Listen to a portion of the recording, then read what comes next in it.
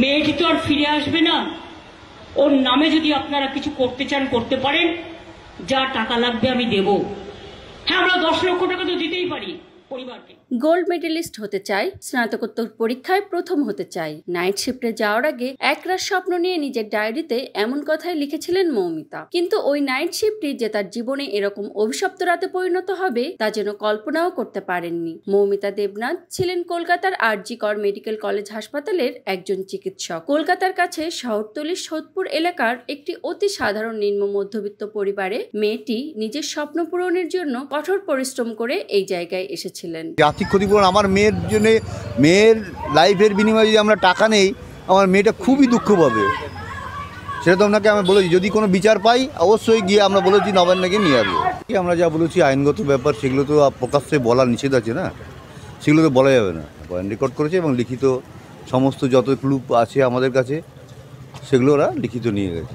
ভারতবাসী প্লাস বিদেশেও দেখতে পাচ্ছি যে বিদেশেও প্রচুর এইটা নিয়ে একটা প্রতিবাদ হয়েছে। আমরা তার 100% তাদের পাশে আছি এবং তাদের আন্তরিকভাবে ভালোবাসা জানাই। ভালো ছেলে সবাইকে আমার নিজের ছেলে মেয়ের মতো মনে করছি, যারা এই আজকে রাস্তায় নেমে আন্দোলন মানে প্রতিবাদ করছে। এটা যে প্রশাসনের কাজ, এটা প্রশাসন বুঝবে, এর পেছনে আমি তো মন্তব্য করাটা ঠিক না।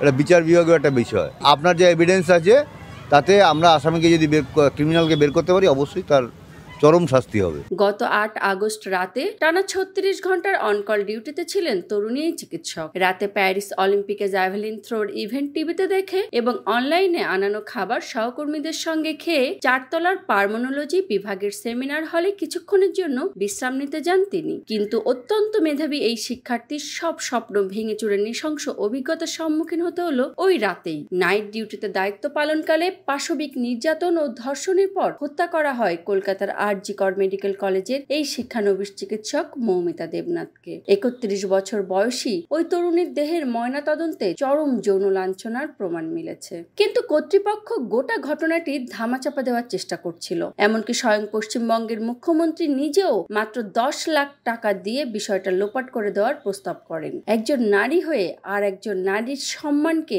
লেবু চিপে তিতা হওয়ার সঙ্গে তুলনা করার মতো জঘন্য মতামত প্রকাশ করেন তিনি।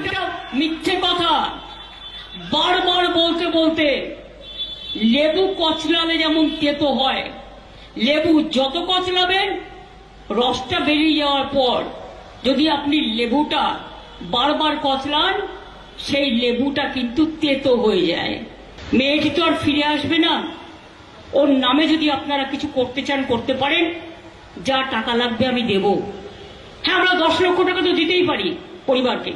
যেখানে সারা বিশ্ব নারীর ক্ষমতায়ন নিয়ে ছুটছে, সেখানে ভারতের মতো এত উন্নত একটা রাষ্ট্রে নারীর সম্মানকে এত হেয় করায় সমাজের সর্বস্তরের মানুষ ফুঁসে উঠেছে। নারীর নিরাপত্তা সুনিশ্চিত করতে ভারতের স্বাধীনতা দিবসের মধ্যরাতে পথে নামেন নারীরা। এই কর্মসূচির নাম দেওয়া হয়েছে মেয়েদের রাত দখল।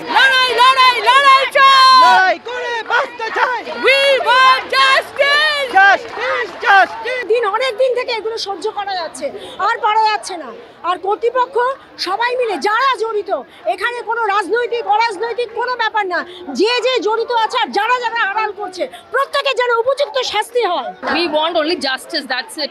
আর কিছুই চাই না আমরা। এমন নৃশংস হত্যার অভিযোগে গ্রেপ্তার হয়েছেন সঞ্জয় রায় নামের এক ব্যক্তি। তবে সঞ্জয় যে এবারই প্রথম এ ধরনের অপরাধ করেছেন তা নয়, এর আগেও সে অন্য এক নারীকে হয়রানি করেছেন বলে অভিযোগ উঠেছে।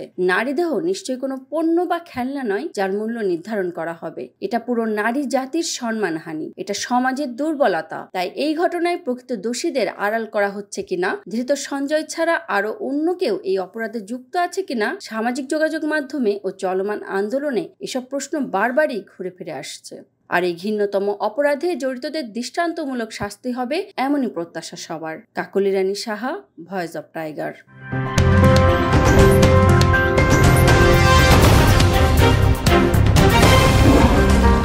Voice of Tiger.